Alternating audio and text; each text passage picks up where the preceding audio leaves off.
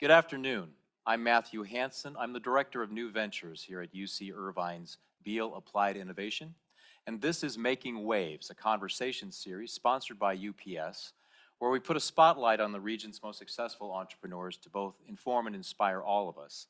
Today's guest is Nazli Azimi. She's the founder, president, and CEO of Bioniz Therapeutics. Welcome, Nazli. Thank you, Matt, for having me here. Of course. Just for our audience and to make sure that I'm asking intelligent questions as we move forward here, let me convey my understanding of what Bioniz is doing. So we all know what proteins are, and there are small proteins that are called cytokines.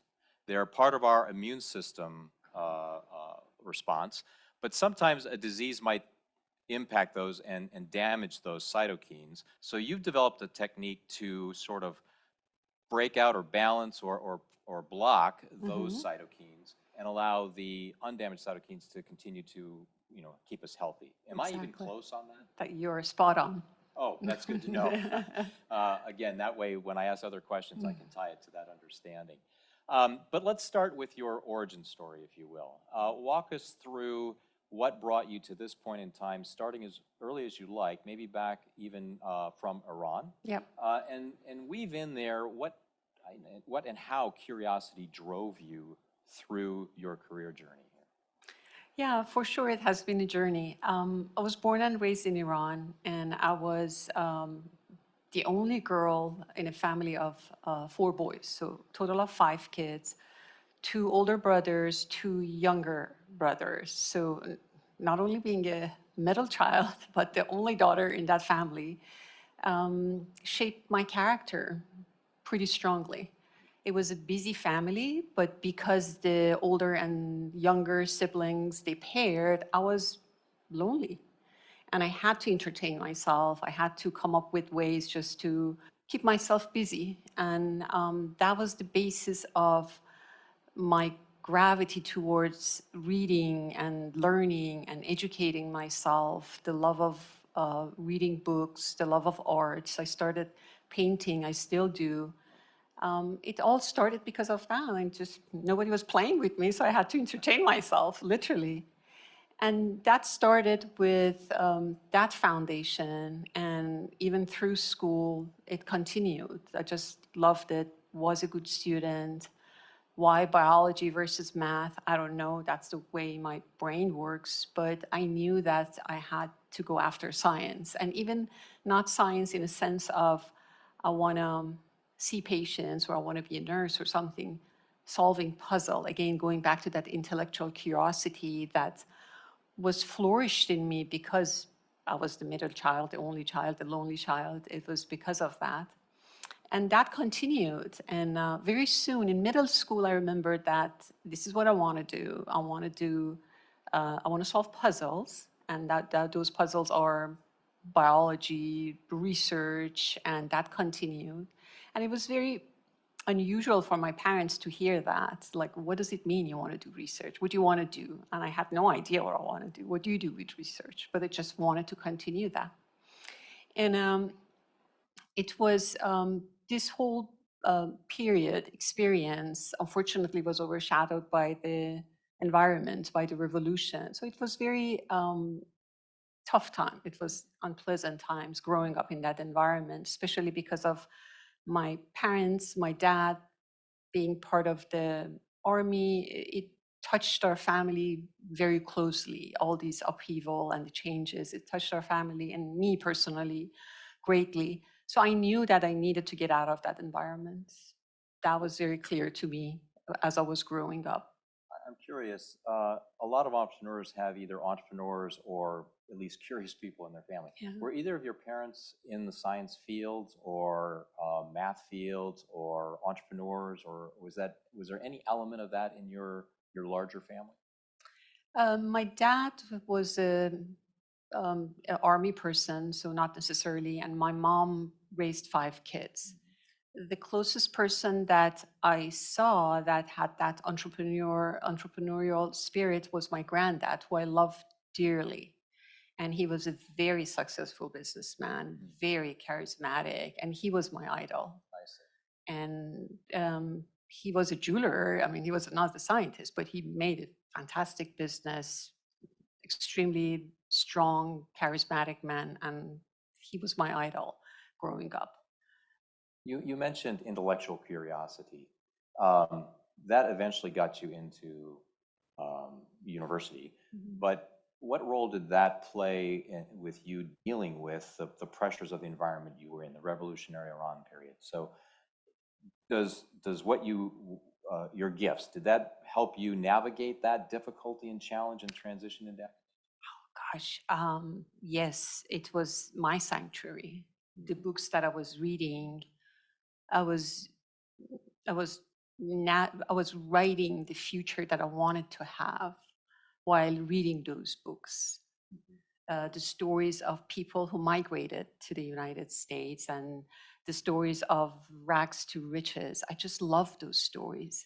I had a picture of Staten Island during the Great Migration. You see all those people coming from the boat, and I had that picture in my desk, and I was dreaming about it.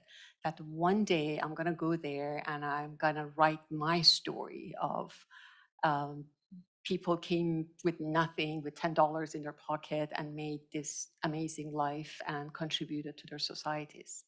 I wanted that to be my story. And that fascinates me, and I want to thank you for making that journey, because if you look at many of the most successful companies in the history of the United States, but even in the 20th century, many of them were founded by people from other countries, but they came here because we gave them the opportunity. There's the academic institutions that focus on this, the financial, the economic, the regulatory, everything is set up to try and help make that successful, because this country runs on small business. So again, just a personal thank you for making that trip and contributing to our society. And I have to say it otherwise. I should thank everyone for this community, this great country, for giving the opportunity to people like me to be part of it and contribute.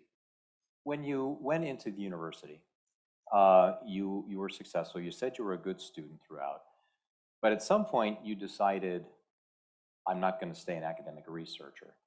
Walk us through that story and distill anything out you might share with others that might be considering the same sort of transitions from academic research into, say, entrepreneurship. It was a long journey, and it wasn't something that I had any inclination when I started my research and academic career. It just happened. I refer myself as an accidental entrepreneur because it was really by accident that I stumbled upon the opportunity to become an entrepreneur. So this is how I started. When I came to the United States, I took to grad school, and then I was extremely fortunate that I joined this lab at the NIH, National Cancer Institute, one of the top research labs.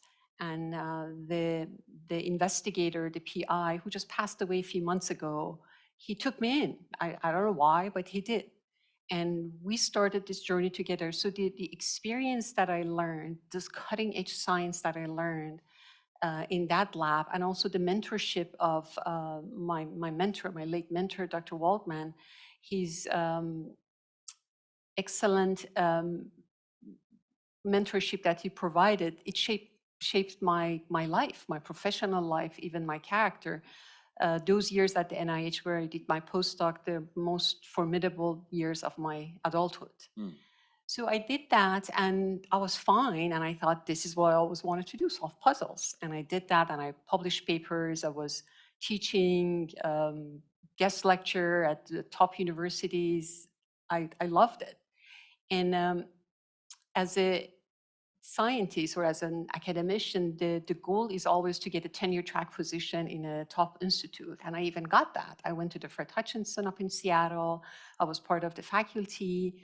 But something throughout this experience was shaping in my head that, wait a minute, if we want to target some diseases that are driven by the cytokines that you mentioned, we don't have the right tools to treat them.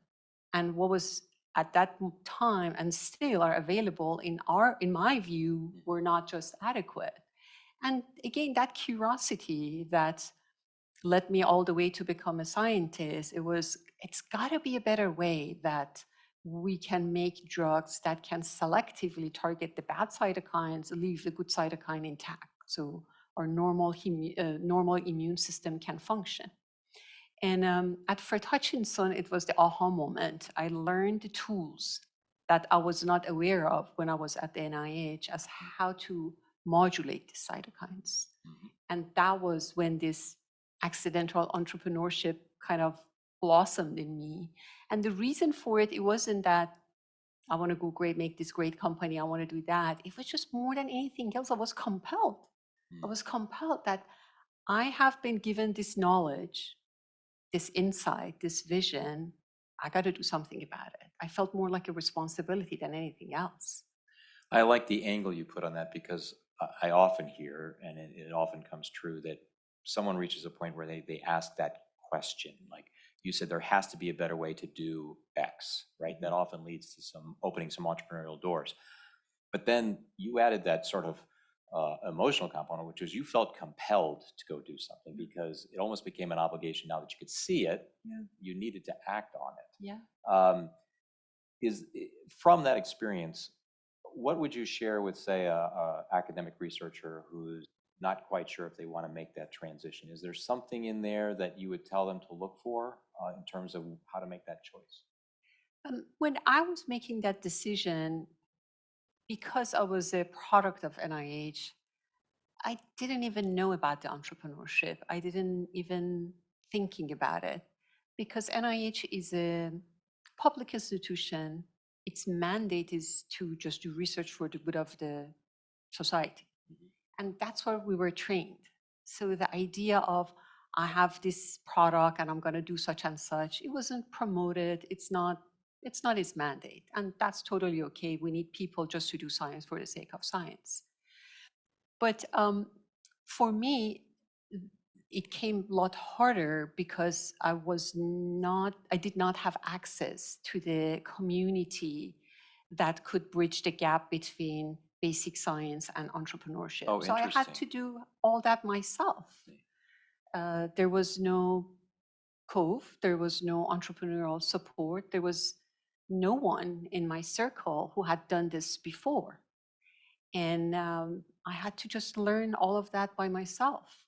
And the reason actually I ended up leaving Fred Hutchinson altogether, the sought after tenure track position that everybody dreams of, including myself, I had to leave because it became clear to me that if I don't do it, nobody else is going to do it because I didn't know anyone. There was no other partner on the other side who can do the job while I keep my tenure track position alive. Right.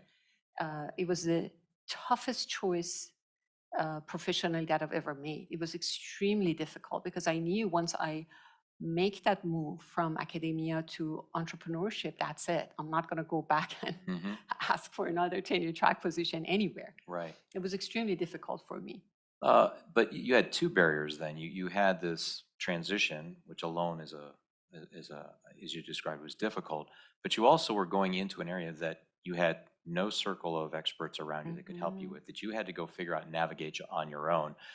How did that roll out? Were there fits and starts? Were there failures? Were there groping through the dark, if you will, to figure out what you do next and in what order? Because that is part of why we exist, is to help provide entrepreneurs that pathway.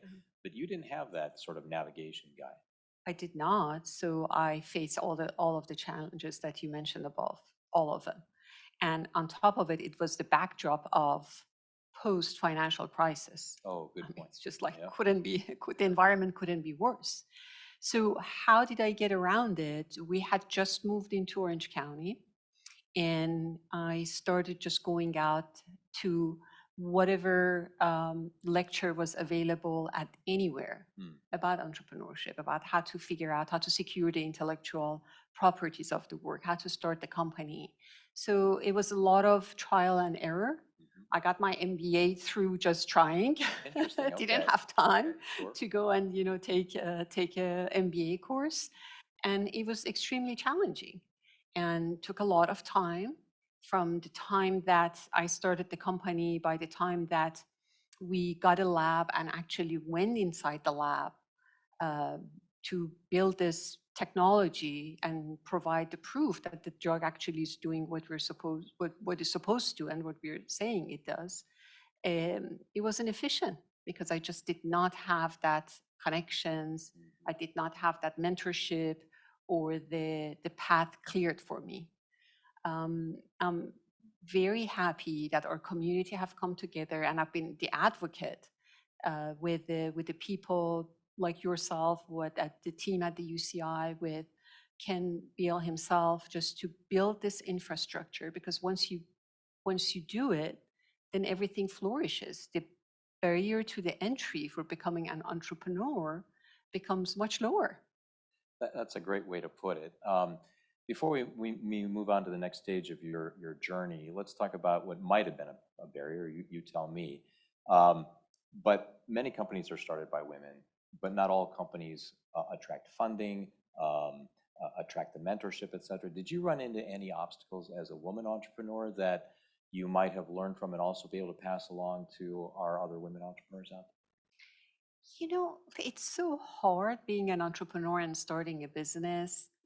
I don't know how much of it was due to me being a female. I don't know. It's just hard.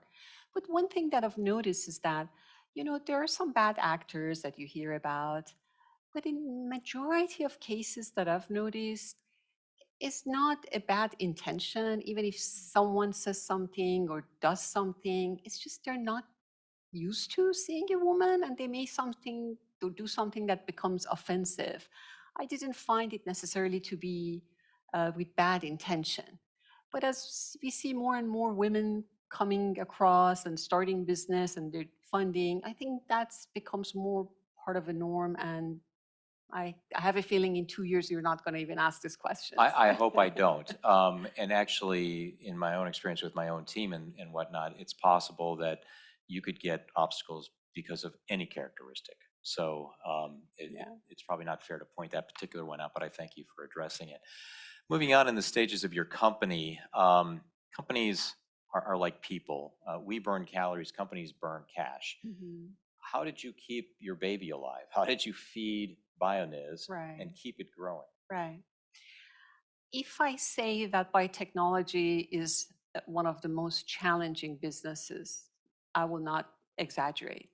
And the reason for it is that it takes such a long time to develop your product, 10 years. So for 10 years, you have to feed your baby, spoon feed your baby until it's ready for approval, for marketing. So your study can be, your company could become revenue generating company. It's a long time and it's a very expensive processes. Particularly in the medtech life science space. In Because of life, regulatory. exactly. Highly regulated environment. You have to do the clinical trials.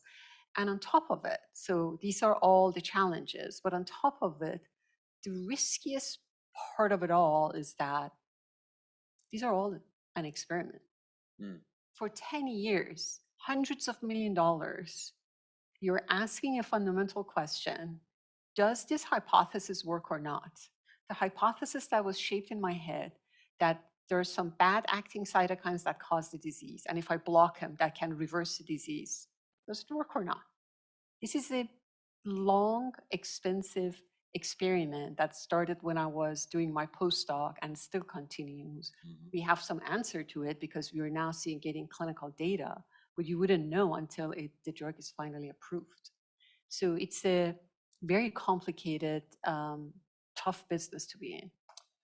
This point about again keeping it fed, keeping it growing, uh, along that series, along that part of your journey, were there periods where your experimentation, both technically, in technical field, but also in the business sense, where you hit some failures, where you had to pivot, where you had to turn around, where you had to try something new? That's part of the journey. At every step of the way, you face those challenges and you have to pivot and then you move around. Our, my motto is that science leads the way.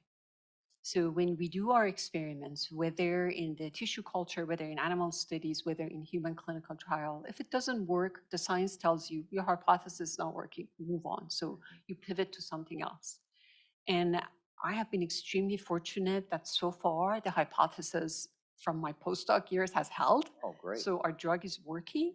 It still needs to go to get the approval. But at many times on different projects, doesn't work. You have to pivot. You have to change strategy. Uh, Entrepreneurship without failure doesn't exist. I don't think. I want a T-shirt that says that. It's a great great phrase. I had a medical student that wanted to get into entrepreneurship, and he went through sort of this existential crisis because in med school he learned about all the structures and systems and steps and sequences and then when he gets into the business class in entrepreneurship, there's a lot of ambiguity, requiring a lot more experimentation because you don't know what the answer is, and sometimes you come up with 6 of them and none of them are perfect, but you got to pick one. Can you talk a little bit about sort of applying that scientific process to the building your business, the business aspects of it? The business aspect of the company, building the company, is less scientific, actually, as your other guest pointed out. It's not something that you can learn because it changes so much. You face so many failures that you have to constantly be on alert and pivot if you need to, or just stay on the path. It requires grit, it requires intuition, it requires being resourceful. It's less strict. It's not I'm setting up this experiment. It's all controlled. I know what I'm doing, yes or no. It's very fluid, and you have to be adaptable. Do you find that ambiguity and experimentation on the business side where you just got to sort of figure things out on your own, which you did, does that add to the fun? Is that part of the excitement of building a business, is making those decisions with limited knowledge and moving forward with it? At that moment is not, because it's very stressful. But when you go through it and you look back and you realize you've done it, well, actually, it was fun. Feels better in hindsight. Yes. Sure. You mentioned early on in your career, you didn't have sort of the knowledge base around you. But over time, you built a pretty robust team. And actually, recently, you brought some wonderful people onto your leadership team as well as onto your board. Can you talk about how you built your team over the years, starting with, maybe your first employee? And what were you looking for? And how did you find the right people that met not only your sort of technical goals, but the culture you wanted to create? Yeah, if you're on this path, my advice to other potential entrepreneurs, that you got to be out and about. You got to meet people, you got to introduce yourself, and you finally find someone who you can click with, and they understand you, and you understand them. Throughout my experience, there were many no's in terms of, funding or this and that. But what I've found is that people are nice. If they can help, they help. Even I have a question, how do I do that? Even if they don't know, why don't you go and talk to these people? So you got to be forward, you got to reach out and ask people. And I think you'll be surprised how receptive people are just to help you out. And that's how I found the people in my management team, on the board of director, wonderful people. And it seems like 7 degrees of separation. You just go one, and then find the person that you want. Success breeds success in some regards. So the more successful you are, the more talent you can attract that meets your goals. Can you talk a little bit about the culture you're building there at Bioniz? We have 7 pillars of the company that maybe someday I can share with you. But it's built on integrity. It's built on perseverance. It's built on science. Everything that is of value to me, that is framed and front and center at the company. So whoever comes in for the interview, they know the environment or the request, they ask from them. And so far, I have been extremely fortunate that the people that have joined the company have stayed for a long period of time and have become so close, from the lab people, the scientist people who do the discovery, all the way to the people who run the clinical trial, to people who do the business. It's a culture of respect. It's a culture of asking questions. It's a culture of thriving for the best version of ourselves. That's that's what I want for myself. That's what I want for every single individual in the company. And it sounds like those 7 things are things that you lived through, building, moving from Iran to here, building your company, building your own expertise, and putting your own personal stamp on the company. So kudos for that. Thank you. So you have a team internal, but no doubt you depend upon an external team too in the ecosystem. Yes. So you mentioned earlier on people and entities like Ken Beal, like Beal Put Innovation, your contributions to helping shape that ecosystem. Can you talk a little bit about the need for collaboration, where a lot of entrepreneurs take a view that maybe they themselves, the world revolves around them, right? But no one does it alone. You built the team to emphasize that, but you also have to work with this external ecosystem. Can you talk about that and where you see both strengths and weaknesses, areas that maybe the local area could beef up a little bit? Yeah. Just drawing from my own experience, for scientists that thrive to become an entrepreneur, having this external collaboration is essential. Some scientists, they're just better to be scientists and do their discoveries, but have this collaboration with someone who has a connection with with this ecosystem to start the company, so that professor who has a tenure track don't have to make the decision that I had to choose to, completely say goodbye to my tenure track position. They can do their thing, but their technologies, their discoveries could be transferred through to people who have done this before, who know the connection to the community in terms of how to attract funds, in terms of how to build a company, how to move the programs forward.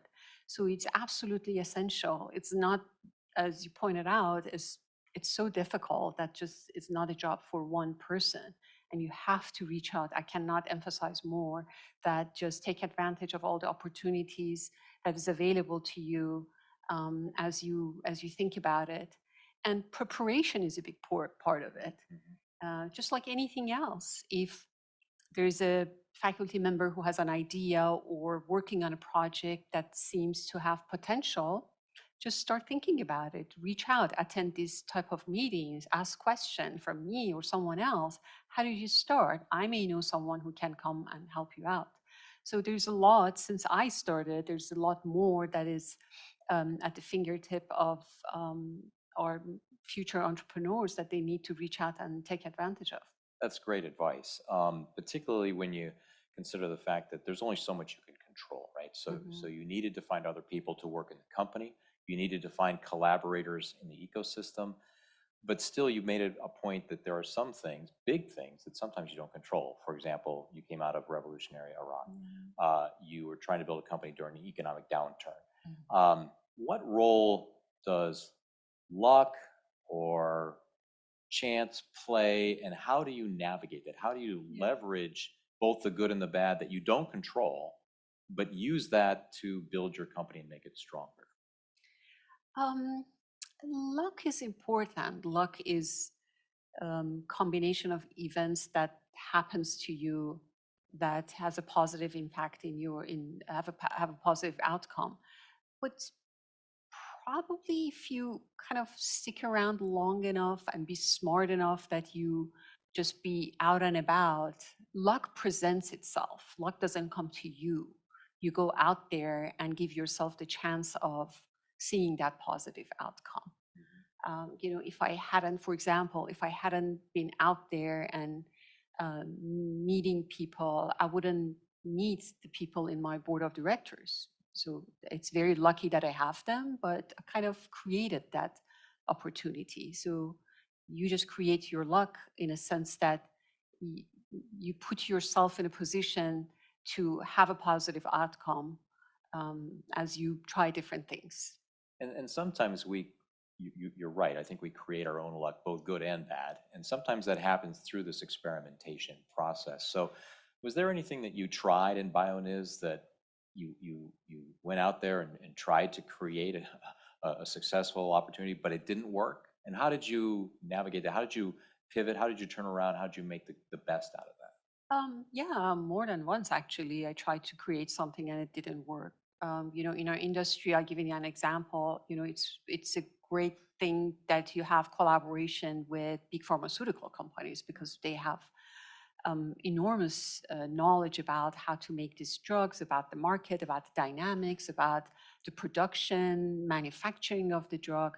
So we have gone down the kind of signing very big collaboration with one of these big pharmaceutical companies, but it doesn't pan out in the last minute because like the boss of the boss decides to leave. So it's just completely out of your control. So you have to be prepared for all of the above. You cannot do it because things gets out of control and you have no control over what's going to happen. You just pivot and try another avenue. You just have to be at it constantly. So there's a measure of resilience then. You have to be able to Yes, bounce back when you hit these exactly. guardrails Yeah. and make different decisions. As you do that, can you describe maybe what was the highest high you've had so far in building the company? And maybe what's the lowest low and what did you learn from I think the highest high was the very first picture of our very first patient who responded to our drug. it? Oh, And that was just, it brought tears to my eyes. I just couldn't believe that. Because remember, I told you about this whole business as a big experiment. It is a big experiment. So I made this drug and we're giving it to the patients. Is it gonna save them or not? And these are cancer patients.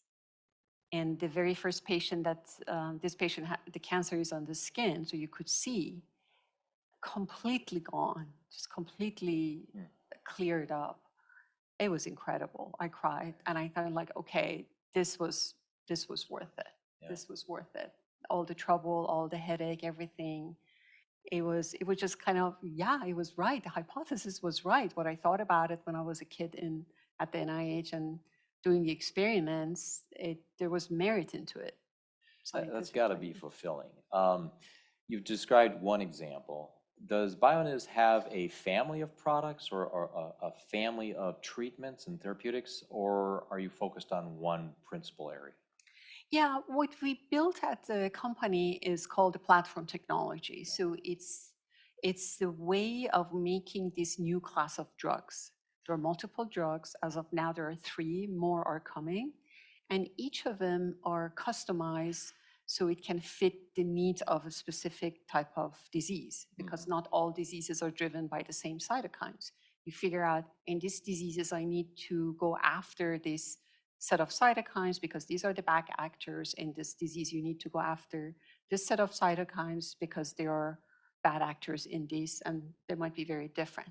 So you kind of, the way we see it, the way we think drugs should work should be personalized. It's a precision approach as how we modulate the immune system through cytokine in every disease. So that's exciting. To what degree is it personalized medicine? Do you look at an individual's personal immune response and then can address that, and that's different from, say, the patient next to them? At the first, we call it like the first generation of drugs relies on the cohort of the patients. Let's say patients who have, just say, for example, they have asthma. Majority of these patients have the signature cytokines. So cytokine A and B are bad actors. So we make a drug to address the cytokine A and B. But I envision a future where within that category of asthma patients, you can identify patients who, in addition to cytokine A and B, have the cytokine X and Y as bad actor. And our technology is capable of addressing that. So one day we could make the personalized medication specific for that subtype of asthma patients with very unique signature, disease signature that's unique to them. I asked the question because many startups have one great idea, but you took a platform approach, which allows you to apply the curiosity, experimentation, and collaboration cycle over and over again and Yeah. grow the company, Yep. right? That's exciting. Yeah. It's maybe a silly question. Is there a limit to how many disease states you can address with this? Yeah, there is a limit in what it can. Yeah, there is a limit in what we can do. That's the first, practical limitation in terms of our capabilities. There is also a limit in the technology, but already thinking ahead, we're modifying the platform technology so it can address where there was a limitation before. So we can go beyond our capabilities as of now and have a better outreach in the number of cytokines or the disease modifying compounds that we can address. The reason I ask is because every element of a business is connected. So this idea that you have a platform for growth, technically, future platform for growth for the company as a whole. I confess I should have researched this ahead, and I didn't, so I apologize. But are you still in a position where you're seeking capital to go to these new stages with each new discovery? Yeah, because we are still in development for our first drug. So our first drug needs to hurdle the last leg of the clinical trial before it gets approval. So we have a product that we can sell. So we're not there yet. Until then, we still need to raise capitals and just move all the programs forward. I see. Let me go back to this question about ecosystem, because you talked a little bit and dropped some ideas about sort of international aspects, global aspects. Do you have partnerships in any part of your company internationally? So are there clinical researchers overseas? Are there supply chain issues that maybe you're impacted by the current supply chain issues? I don't know. Talk about that a little bit and share with us sort of the global reach of Bioniz and what you're doing to sort of bring in best-in-class support that way. Yeah, some of our drug products are manufactured outside. Different components come here, and it's made actually in California.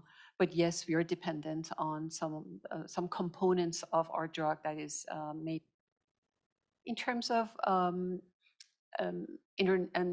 global approach, we want our drug to be approved everywhere, hopefully. So we are in conversation with the agency in Europe that oversees the approval of the drug in the European Union, in Japan, in China. All of our patent portfolio, which has become very impressive, has been prosecuted in major markets across the globe, because hopefully us directly or through a partner who will come to the picture at some point, they want to have the opportunity to sell their drug in China, in Japan, Australia, you name it. Right.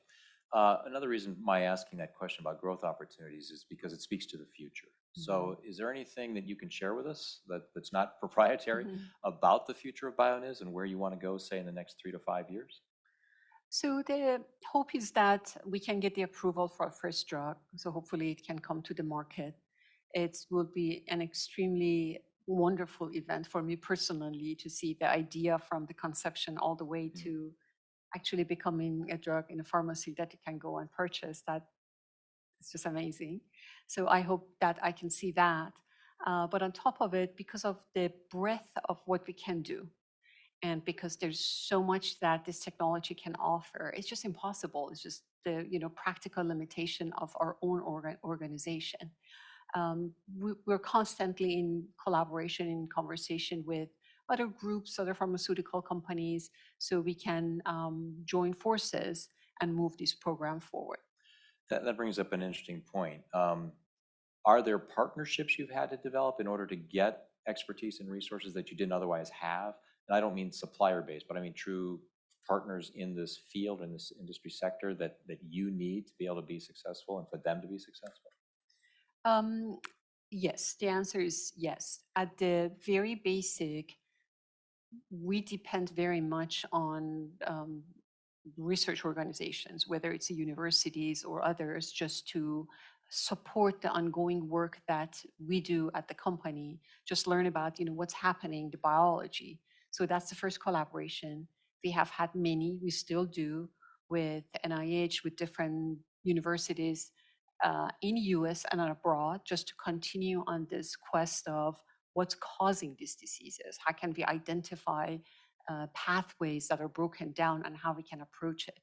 And then at another level is collaborations in how to make that molecule. I mean, this is drugs that is highly regulated. It's extremely challenging to control the processes of how one batch of drug got to be exactly the same as the other batch of the drug. That's a different knowledge base by itself. And we have some, individual who oversee that, but it's something that is done in collaboration with a different group whose all their job and knowledge is just to do that, manufacture drug in a very controlled fashion.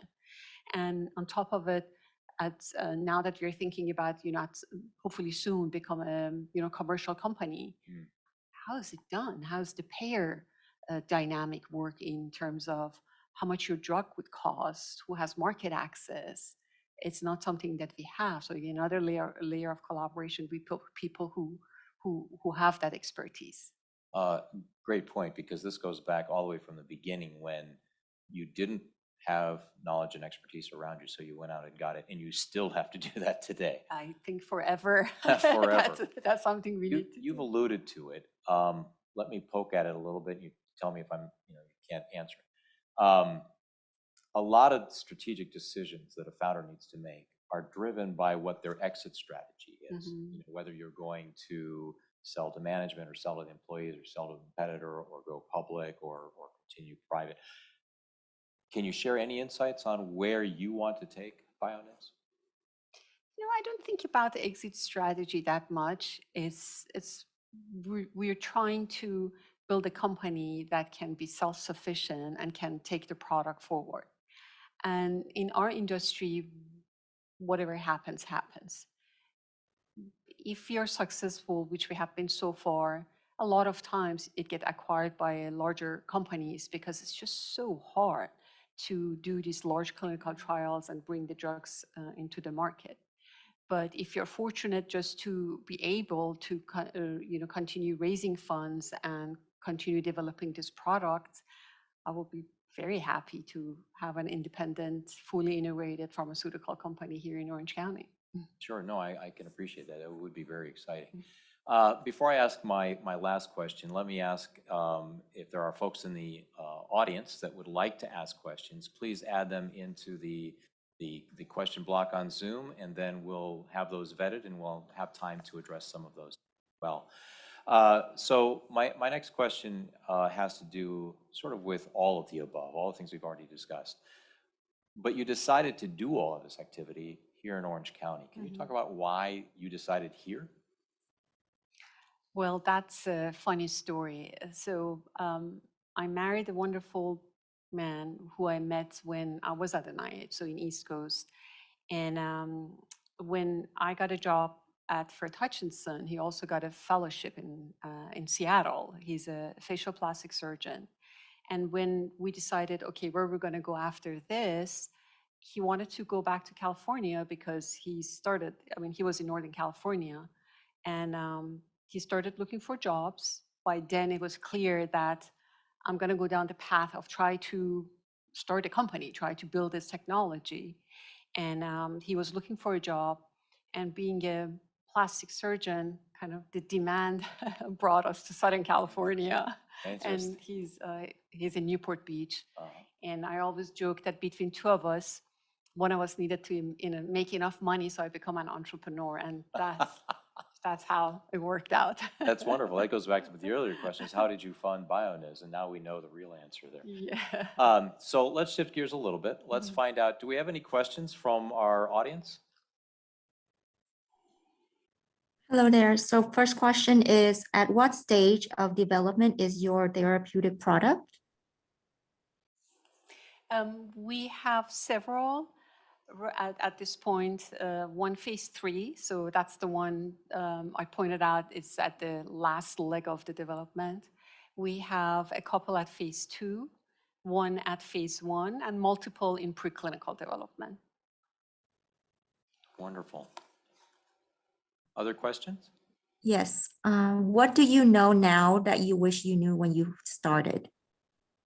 Oh my God, that's a great Everything. question. Yeah, yeah, really. I mean, I wish that I had started with someone who had done the business part of it before. When I started with a wonderful friend, a brilliant scientist who I did my postdoc with at the NIH. So we started working together. And between he and I, my personality was more outgoing. So I became the business person, and he stayed in the lab, still great scientist doing work, just out of necessity because we didn't know anyone else. So I wish, and for those of you who are entertaining to do that, it's wonderful. That's ideal if you partner with someone who has done the fundraising, the start of the company before, and can get on with this quickly so you can take care of the science aspect of it. And this doesn't mean at all that you're losing control. It doesn't mean at all that, you know, it's not your company. The knowledge that you build, the science that you provide, that's the fundamental. Don't forget that. Without it, there's no business. So your job is just to secure that. Make the best science that you can, best product that you can, and then partner with someone that you trust so they can do the part that they're good at.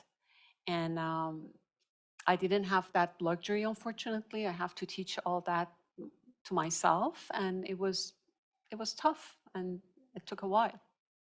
One thing you've shown is that you're always asking questions because it appears at each stage everything's a new puzzle for you, and you like puzzles. I do, yeah.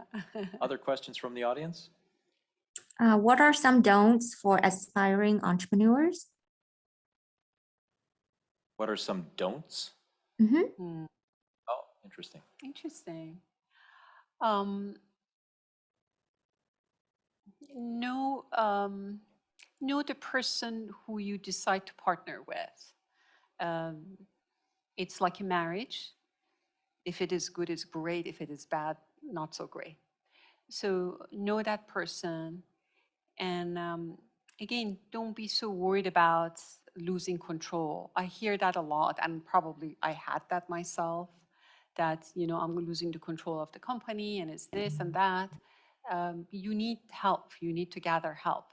And if you're just wise enough, get to know your partner, colleagues, you can avoid a lot of mishaps and actually can accelerate the success and secure the success of your company.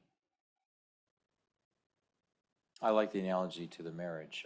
Matter of fact, as I alluded to earlier, companies are like people, right? You got to feed them cash, but they can date, right? They can marry, they can spin off their own parents, like Google and Snap did.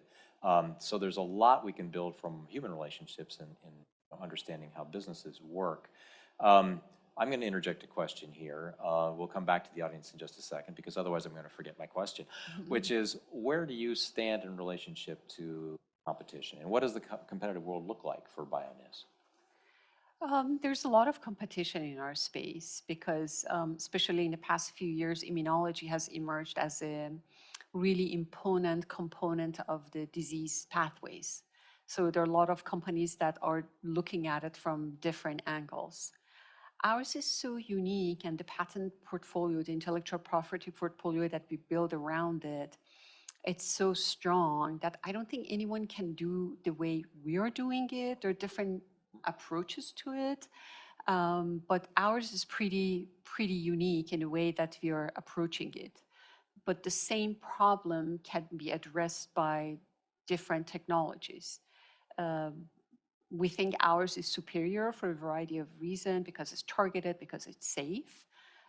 But there are other technologies that are after our pathway and addressing the same type of diseases. Sure. Does that open an opportunity, and I don't know, maybe you've looked at that already, in maybe acquiring other parties to beef up the strengths in the portfolio of Bioniz? Yes. We don't need that much because we already have too much on our hand, too many on our hand to handle. But those type of M&As is always something that we discuss as the company grows. Sure. Other questions from the audience? What characteristics do you look for in people when you interview them to hire? Very good question. Depends on the position. For example, for my scientists, ingenuity, resourcefulness, integrity, the discipline that they have in conducting the experiments is very important. For the people who are overseeing the clinical development program or doctors, integrity is extremely important because they have to be honest about what they see. If there's a side effect about the drug, they have to be forthcoming. This is a highly regulated industry, so you can't do any funky business. You get caught, and it's going to be very bad outcome. So that is honestly, integrity, truthfulness is very important aspect of our business, and I'm keen on it to make sure that every individual who joins our company has that. And on people who have the the business side, you need to make sure that they have a good network of people who they have interacted with, whether in terms of the business development, whether in terms of the financing, the relationship with banks and all that. Depends on the position. But characteristically, personally, I like people who are open. I like people who are truthful. I like people who are resourceful. When you start a new company, you have to be. And they're not afraid to ask questions. And that build a culture that I like to have in the company. How large is your team now? We're about 20-something people, with a lot of work is delegated to people who are, we call them contract research organization, collaborator, so to speak, Right. who are doing different aspect of the project. I see. One more question from the audience, if there's one. What are your thoughts on having your academic advisor as your business partner if the business idea originates during your PhD? It's a wonderful idea, and I think it should be. The fundamentals of companies like ours or technology companies is just the science and technology. So at no point it should be disregarded or deprioritized. The people who develop that technology need to be involved because the journey is long, the path is long, and they need to be able to answer the questions that comes up. Let's say when you do an animal study, why am I getting this outcome? The scientific founder should be able to help and make sure that we understand this. When you do the clinical trial, you see something that you don't understand. Why is that? Because of the mechanism of action of your drug. That's something that the scientific founder of the company or the people who were part of developing that technology should be able to address it. So it's extremely important, and those ties should remain close and nurtured throughout the life of the company. I offered only one more question from the audience, but it looks like we have another minute or so. Is there another one from the audience? You're asking great question. What is your perspective on women in leadership positions, and do you have any in your company now? I'm very happy to see more and more women coming up the ranks. You know, when I started, there was less of them because it was harder to start. And but now with the women just finding their voices and getting grounds, I see more of them coming up the rank, which is wonderful. And I think it's something that we're going to get used to it pretty quickly, so we don't even have to discuss it. It just Right, like you becomes a said, norm. maybe 2 years from now we can Yeah, focus it on it. becomes a norm. And this is part of why we ask the questions, to try and accelerate the change in that culture, Yeah. particularly in the entrepreneurial world. Yeah. So I wanted to go back on just one other topic before we wrap. We talked about collaborators. Mhm. We talked about how you have an intellectual property portfolio. Two questions related to that. Are you licensing from any other entity, or does the company own all your IP? And do you have trade secrets? Is that part of the value creation that you're doing at Bioniz? We own all of our IP portfolio, just because the way the company started, my own personal journey, that I left NIH and then Fred Hutchinson and then started the company to do the experiments. And it took us like 4 years, literally doing the experiments and build that platform technology. So there's no licensing as of now, but there's nothing wrong to do that. As a matter of fact, I think if a faculty member or a scientist has built something that has become mature in academia, that will expedite the process of building the company, because you don't have to wait 4 or 5 years to build it as I did. Right. Because there was nothing. It was just it was a concept that we had to work on in the lab and show that that concept is working. My recommendation is that for those of you who have that aspiration to become an entrepreneur, whether you are the inventor of that technology or you are thinking about licensing that technology, that's a wonderful path. And now it's so wonderfully facilitated in universities, especially in UC systems. Tech transfer offices can allow you to do that. You can license it, and you save 3-4 years from the life of your company. It's ready to go, and then you can, on your path, starting your company. You've tied us back together really well from the beginning of the conversation, because you mentioned about your journey, your pathway. When we started this conversation, I asked you to walk us through it, and we're up against the hour, and I feel like we've sprinted through it. So I thank you for a really engaging conversation on this. I also want to thank you for obviously your time, but also sharing your insights and inspiring comments, because I know I set a bar pretty high when I said at the beginning that you were going to inform and inspire us all. You've knocked it out of the park. Thank you for that. Very much appreciated. And as a small token of our appreciation, I would like to present you with a gift. There's actually several items in here. Okay. But I'm going to pick out one, because in terms of hitting it out of the park, we now have a UCI baseball cap she can Wonderful. wear anytime Love she's it. ready to hit it out of the park. Yes, love it. Thank on you. all of her corporate growth. So Love again, it. thank you for joining us. I do Thank know you. I speak for all of us when I wish you the best of success Thank as you, move Matt. forward in your career. And for all of you out there, thank you for your time and attention. Stay well, be safe, and happiest holidays. Thank you from Beal Applied Innovation. Thank you.